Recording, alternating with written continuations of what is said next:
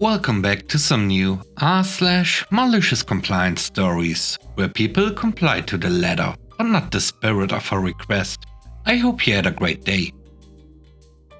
The first story is called Inspections. I used to be the foreman at a food distribution company, with a fleet of about 100 units in total.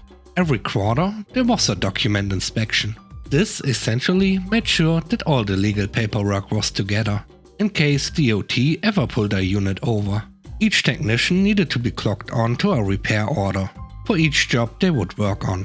This made it easy to track time to measure efficiency, but more importantly, how much time was spent on each unit in a certain time frame. If any unit had high labor times, it would go to consideration to retire it. For our quarterly inspections, I would make a generic document inspection repair order to knock out all of them in one shot, instead of going back and forth to clock off one and clock into another. Easy, right? The company made a position called Director of Transportation. The guy they hired had no concept of time management. We butted heads quite a bit, because he liked to micromanage things that really didn't matter. He was adamant about making a repair order for everything. Even sent an email demanding this is to be done.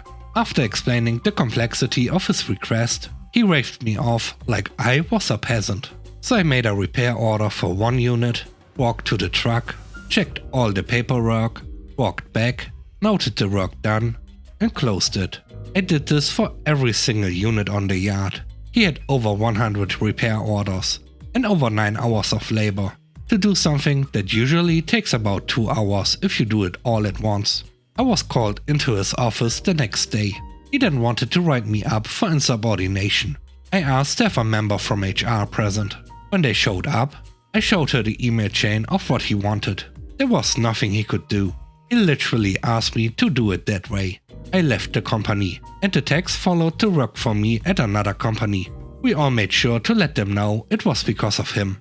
Not a month later, a driver reached out and told me they fired him. The next story is called He Wouldn't Listen. My boss is usually a really cool guy, and I love working at my job, but some days he's just in a mood and decides that one thing is more important than anything else and makes me drop everything.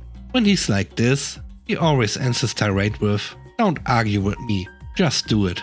I usually work to get it done as fast as possible, while also getting my other work done. However, today, I actually had some answers he's been waiting for, but he wasn't here this morning. Meetings happen, no big deal, and send an email saying he'd be in this afternoon. No problem, I'll get done what I can.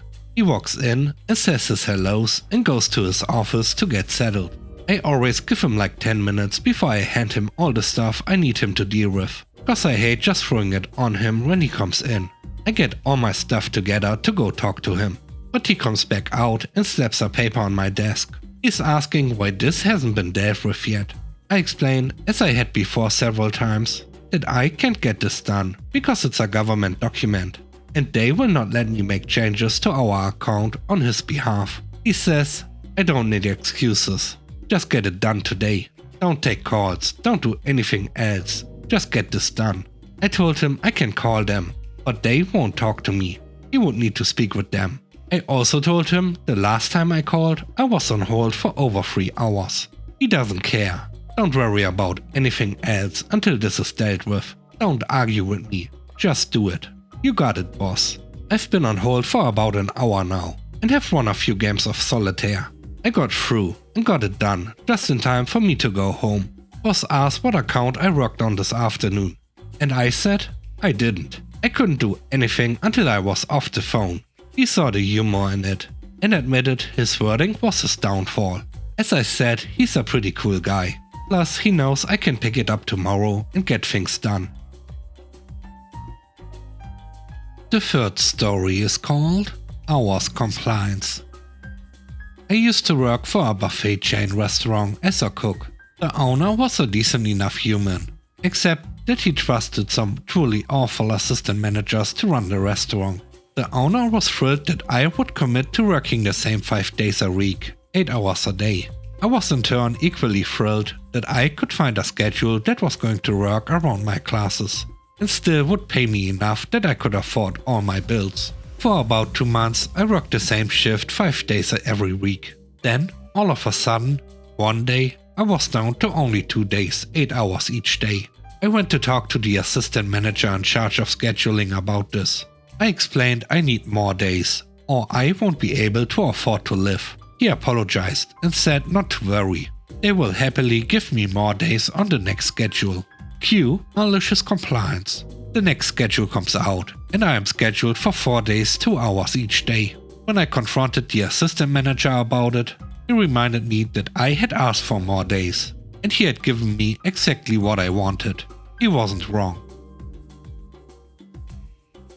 The last story is called Cleaning Duties. I worked in a retirement home as the only nurse during any set shift. I also worked graveyard shifts. Even this shift was jam-packed with duties, because they didn't ever want us to be bored. A good third of these duties involved cleaning, that got overlapped by housekeeping at least once a week. I'm fairly creative, and my managers knew this. One manager asked me to do window art paintings, to make the place seem more festive. For a super important party they were throwing for the public. They were going out of their way to make it look nicer than usual, because their bosses and the owners were going to attend, as well as local news. I agreed to do the painting for free because it sounded fun. They asked me a week before the party, so I figured I would just use my 1 hour total break time during a shift to do the painting, instead of coming in on my 1 day off that week. The paintings were all over the glass doors and floor to ceiling windows, so it took some time. I spent 5 of my shifts doing them, and the night before the party, I finally finished. I painted the hour closer to the beginning of my shift to finish it on day 5. The rest of the shift was insane, with emergencies that only I could tend to, because I am the only actual nurse on duty. Needless to say, a lot of the little cleaning things didn't get done, such as cleaning windows and mopping the floor. I left the manager a note of all the cleaning duties that I didn't have time for, because I usually finish all my duties and like to keep them informed when I'm unable to. I come in through the front doors on my last night shift and smile because the painting is exactly what I envisioned, and it's finally done. I got a lot of texts from coworkers and managers saying how much they loved the paintings and how it will be perfect for pictures. In my mat room is a note with my name on it. My manager wrote me a note saying it was unacceptable that these duties were unfinished, and I should not have wasted company time doing the painting instead of my duties. Mind you, I had told her I would only be using my break times to do the paintings. When I was initially asked to do them, there were cameras pointing at the areas I was painting, so she was able to see that I never spent more than an hour per shift painting. I am so mad at this point reading the letter. My shift finishes at 7 AM, and the party is set to start at 11 AM. I washed the heck out of those windows that night. Goodbye, art. I went home before that manager got there, so I didn't have to explain. My coworkers told me the other managers were all mad at her for ruining the photo spot, and understood why I cleaned it off. Still makes me smile thinking about it. Thanks for watching the video. I hope you enjoyed it. If you did, please don't forget to leave a like, comment and subscribe. And if you have time, watch another one of my videos. And now, I hope you have a great day. See you soon. Bye bye.